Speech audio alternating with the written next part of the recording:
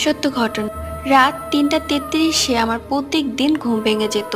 আমি উঠে নিচে আসলাম। নিচে এসে দেখি আমার বোন সোফায় বসে আছে। আমি তাকে ডাক দিয়ে বললাম, কিরে, তুই এখানে কেন বসে আছিস? যা ঘুমাতে যা। আমার বোন তখন হঠাৎ আমার দিকে মুচকি হেসে বলল, তুই যা, আমিও যাচ্ছি। আমিও চুপচাপ চলে গেলাম।